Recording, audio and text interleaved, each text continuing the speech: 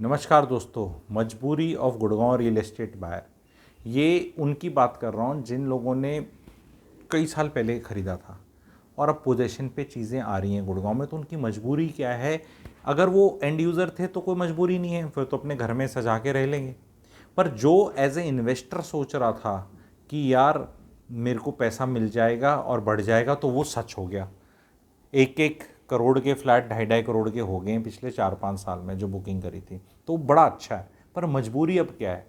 अब मजबूरी उसकी ये है कि जो इन्वेस्टर माइंडसेट वाला होता है वो कहता है पैसा लगाया निकाला, फिर लगाया निकाला। यहाँ पे प्रॉब्लम आ रही है। यही मजबूरी का टॉपिक है मेरा, कि अब वो गुड़गांव में अगर आपके पास पोजीशन के लिए कोई फ्लैट आ रहा है जो उस सेगमेंट में आ रहा है, जो लॉन्च सेगमेंट थी 1 से लेके 1.2 सीआर में 3 BHK की बात कर रहा हूँ, कि प्रोजेक्ट्स के नाम लिए बिना कर रहा हूँ क्योंकि मैं प्राइस को वो नहीं करना चाहता फॉर वॉट एवर रीज़न इस वीडियो में। तो 1 से 1.2 सीआर में जो फ्लैट्स बुक हुए थे आज से 4-5 साल पहले, वो 2.5 सीआर में अब मिल रहे हैं। अब मिलते ही आपके पास चॉइस है, या तो भी मिलने से पहले उसको बेच दो या फिर रजिस्ट्री करा के शांति से बैठ जाओ।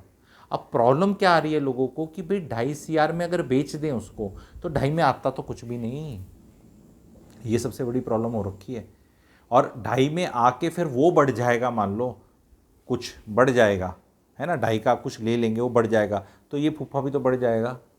क्योंकि यहाँ तो अब सोसाइटी में पोजीशन आया है, वुडवर्क होगा, लोग रहेंगे, रौनक आएगी, और वो 6-8-10 महीने में इजाफा होगा, क्योंकि यहाँ ज़्यादा वो होगा अंडर, उसमें जादू क्या होने वाला है।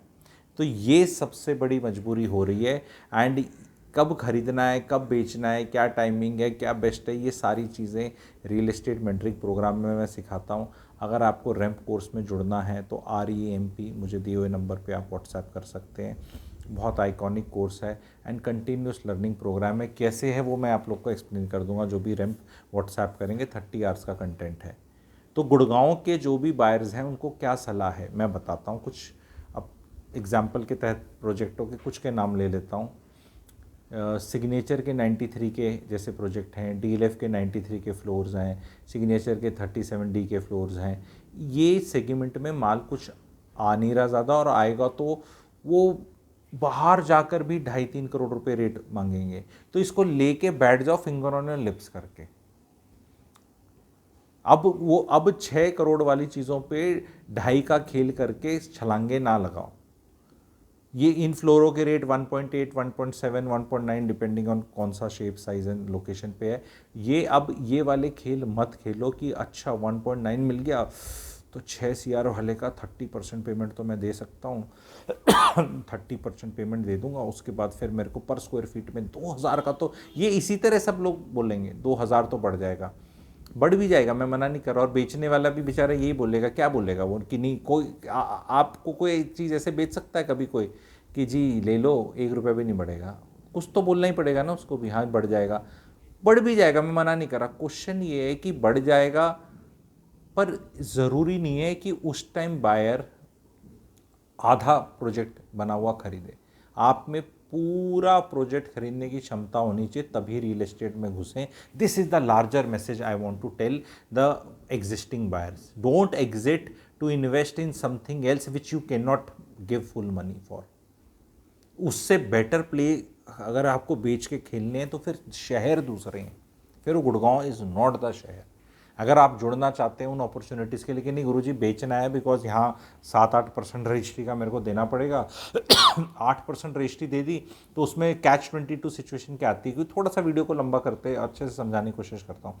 आपने खरीद ली चीज़, बेचूँ या ना बेचूँ डिसीजन मेकिंग है।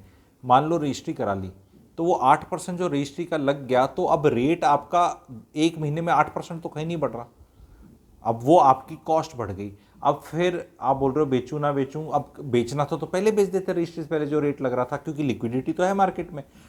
तो बेचा नहीं आपने कि रेट बढ़ेगा या अभी मेरे को ठीक नहीं लग रहा है फॉर व्हाट, और ऑल्टरनेटिव चॉइसेस का पता नहीं था, बिकॉज ये मजबूरी है कि गुड़गांव में बेच के 2.5 CR में कुछ मिलता हुआ नहीं दिख रहा। तो अब आप उसको किराए पे चढ़ाने की सोचोगे, नहीं खाली तो ना रखोगे उसको। अब आप किराए पे चढ़ाने की सोचोगे, खाली नहीं रखोगे, तो 10-12-15-20 लाख का वुडवर्क कराना पड़ेगा। आपको पता है अलमारियाँ कितनी कॉस्टली हैं, फिर वो मॉड्यूलर किचन बनानी है, फिर आदमी धीरे धीरे करते करते हमारे जैसा भी सिखाता है, बताता है कि भी चलो इसको फुली फर्निश कर लो, ये कर लो। ये सारी डिटेल्स है ना बड़े लॉजिकली मैंने रियल एस्टेट मेंटरिंग प्रोग्राम में सिखा रखे हैं, तो वहाँ जुड़ लेना तो बेटर ही रहेगा। और वहाँ 1-on-1 क्वेरीज भी आपके आंसर होती हैं। हर महीने 2 बड़ी क्लासेस होती हैं, उसमें सब आंसर किया जाता है, ठीक है। कभी भी हो सकती हैं 2 क्लासेस, 2 से ज़्यादा भी हो सकती हैं, पर 2 इज़ अ प्रॉमिस, ठीक है। तो अब आपने रजिस्ट्री करा ली 8% पे, तो भाई साहब अगर 1.25 करोड़ की भी चीज़ थी आपकी और जो 2.5 की होगी, तो रजिस्ट्री कराई तो पोजीशन चार्ज रजिस्ट्री वजिस्ट्री करा के 10-12 लाख लग गए। 10-12 लाख आपने और लगा दिए, 25 लाख रुपए एक्स्ट्रा लग गए। रेंट तो 25 लाख नहीं आ रहा अब आपका, किसी का है ना, महीने साल का, ठीक है। तो फिर अब आप उसमें चले गए। अब आपके पास किन करते हुए मोड़ है। तो ये डिसीजन मेकिंग टाइम है, यहाँ मैं हेल्प कर रहा हूँ लोगों की कि भाई आप, क्योंकि जो घाक इन्वेस्टर है वो जाना ही नहीं चाहता इस बात में, वो कहता है मुझे तो ये 25 लाख का करना ही नहीं है। तो यहाँ पर सलाह वैरायटी के हिसाब से मिलेगी, बिकॉज हर आदमी की एक लाइफ सिचुएशन है। वो 1 से 2.5 की जर्नी में बहुत खुश है, 1, 10, 20 से 2.5 की जर्नी में वेरी हैप्पी है। अब उसको और कुछ करने हैं, छोटे छोटे बीज और लगाने हैं 50-50, 70-80 लाख के कहीं पे, तो वो चीज़ें समझाई जा सकती हैं। उनमें से कुछ को आप फिनेंशियल एसेट्स में भी लगा सकते हैं, ऐसी बात नहीं है। जो बहुत शाणे थे, हम मुंबई के मैंने देखा रियल एस्टेट बेच रहे हैं फिल्म स्टार्स काफ़ी। तो then when I got deep into it, then I realise कि वो शेयर मार्केट में जो लॉसेस हैं उनको रियल एस्टेट की कैपिटल गेन से एडजस्ट कर लें। उसके बाद वो क्या किसके नाम की होल्डिंग चेंज हो रही है वो हमने ज़्यादा वो देखा नहीं, पर ये सब सारी चीज़ें और डिटेल में समझाई जा सकती हैं। आप समझे मेरी बात भाई? कैपिटल गेन में एडजस्ट किया जा सकता है ना, कि यहाँ से मेरे को फ़ायदा हुआ, यहाँ मेरा नुकसान हुआ, इसमें से करके नेट इतना मैं टैक्स दूंगा। क्योंकि शेयर मार्केट, जो इंसान करोड़ों की प्रॉपर्टियाँ लेता है वो ज़रूरी नहीं है कि वो शेयर्स में होगा ही होगा।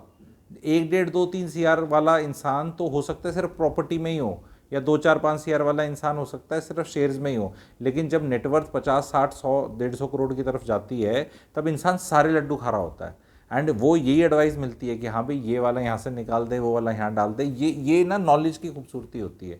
And these people have got access to such kind of advisory. मैं आप लोगों को कह रहा हूँ भैया, आप लोग आम जनता है, तो मैं कह रहा हूँ ना, क्लैरिटी नंबर 1 हो। जो इनको सलाह देने वाले हैं उनको भी सलाह हमसे ही मिलती है, आप ये सोच लो। तो डायरेक्ट आपका IIT IIM से ऊपर वाले लेवल पे एडमिशन हो रहा है, तो फिर और क्या करोगे आपको? ज्ञान की ज़रूरत कई बार होता है कि लगता है कि मुझे क्या है, लेकिन कई बार क्या है, अगर ज्ञान की जरूरत मिल जाए तो आप अपना पाथ चेंज कर सकते हैं। That is this thing. तो ये गुड़गांव वालों की मजबूरी है या नहीं है, ये बायर की मजबूरी है या नहीं है, तो आप मुझे बताना, मैंने सही इसको आइडेंटिफाई किया या नहीं किया। तो प्लीज़ इस पर आप कमेंट सेक्शन में ज़रूर लिखिएगा। एंड एग्जैक्टली और क्या क्या मजबूरियाँ हैं वो भी आप कमेंट सेक्शन में लिख सकते हैं। Thank you very much.